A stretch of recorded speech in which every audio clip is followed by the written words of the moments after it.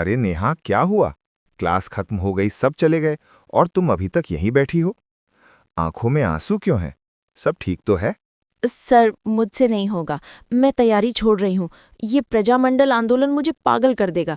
जयपुर, जोधपुर, बूंदी, 1931, 1934, 1938, इतने सारे नाम, इतनी तारीखें और इतने अध्यक्ष। सर, पढ़ते पढ़ते दिमाग सुन्न हो गया है। ऐसा लग रहा है मैं किसी दलदल में फंस गई हूँ। एग्जाम में तो सब गुड़ गोबर हो जाएगा। बस, इतनी जल्दी हार मान ली? जिस नेहा की आंखों में मैंने अफसर बनने का सपना देखा था, वो इतिहास के कुछ पन्नों से डर गई। नेहा, तुम इतिहास को पढ़ रही हो, उसे जी नहीं रही। तुम इन्हें सिर्फ शब्द समझ रही हो, इनके पीछे छिपे बलिदान को महसूस नहीं कर रही। लेकिन सर, याद कैसे करूं? एक सौदा करते हैं, अपनी किताबें बंद कर दो। मैं तुम्हें कोई चैप्टर नहीं पढ़ाऊंगा, एक कहानी सुनाऊंगा। एक ऐसी कहानी जिसमें धोखा है, जुनून है और रोंगटे खड़े कर देने वाला बलिदान है। अगर कहानी के अंत तक तुम्हें ये उंगलियों पर याद न हो जाए तो बेशक तैयारी छोड़ देना। मंजूर? ठीक है सर, सुनाइए कहानी। सबसे पहले एक मंत्र याद करो, उत्तरदायी शासन। यही वो सपना था जिसके लिए पूरा राजस्थान जल उठा था। मतलब राजा अपनी मनमर्जी न चलाए, उसे जनता को जवाब देना पड़े। और इस आग में घी डालने का काम हुआ साल 1938 में। 1938 में ऐसा क्या हुआ था सर?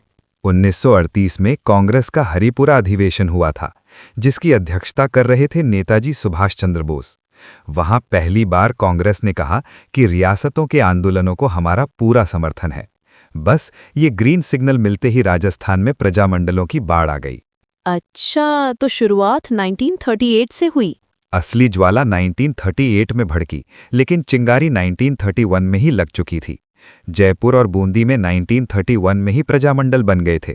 याद रखना, जयपुर प्रजामंडल राजस्थान का पहला प्रजामंडल था, जिसे कर्पूर चंद पाटनी ने बनाया था। जयपुर पहला था, ठीक है। पर सर, मैंने सुना है जयपुर में कुछ धोखा भी हुआ था। बिल्कुल, कहानी में ट्विस्ट यहीं आता है। 1942 में जब गांधी जी ने भारत छोड़ो आंदोलन शुरू किया, तो जयपुर प्रजामंडल के नेता हीरालाल शास्त्री और वहां के पीएम मिर्जा इस्माइल के बीच एक समझौता हो गया, जिसे जेंटलमैन अग्रीमेंट कहते हैं। इसमें तय हुआ कि जयपुर प्रजामंडल आंदोलन में भाग नहीं लेगा। क्या? जब पूरा देश लड़ रहा था तब जयपुर शांत था? शांत नहीं था। बाबा हरीश चंद्र जैसे गरम दल के नेताओं ने इस समझौते को मानने से मना कर दिया। उन्होंने बगावत कर दी और आज़ाद मोर्चा बनाया। उन्होंने कहा, हम ये धोखा नहीं मानेंगे, हम लड़ेंगे। और उन्होंने जयपुर में आंदोलन की मशाल जलाई। वाह, ये तो फिल्मी सीन जैसा है। फिल्म तो अभी बाकी है नेहा। अब चलो जैसलमेर के रेगिस्तान में। वहां एक शेर था, सागरमल गोपा। उन्होंने जैसलमेर का गुंडा राज किताब लिखकर राजा के अत्याचारों की पोल खोल दी थी। फिर राजा ने क्या किया? राजा ने उन्हें धोखे से जेल में डाल दिया। उन पर अमानवीय अत्याचार हुए, बेड़ियों से बांधा गया, लेकिन वो झुके नहीं। और अंत में 4 अप्रैल 1946 को जेलर गुमान सिंह ने उन पर मिट्टी का तेल छिड़ककर उन्हें जिंदा जला दिया। जिंदा जला दिया? हे भगवान! हाँ नेहा, आज़ादी ऐसे ही नहीं मिली। अब एक आखिरी कहानी सुनो जो तुम्हारी आंखों में आंसू ला देगी। डूंगरपुर के रास्तापाल गांव की एक 13 साल की भील बच्ची, कालीबाई। कालीबाई? हाँ, 1947 में पुलिस उसके टीचर सेंघाबाई को ट्रक के पीछे रस्सी से बांधकर घसीटते हुए ले जा रही थी, क्योंकि उन्होंने स्कूल बंद करने से मना कर दिया था।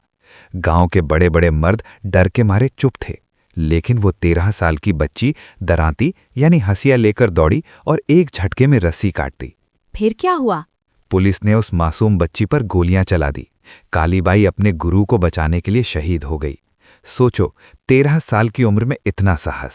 सर, अब मुझे तारीखें नहीं, ये चेहरे याद आ रहे हैं। सागरमल गोपा का बलिदान, कालीबाई की वीरता, ये सब अब मैं कभी नहीं भूलूंगी।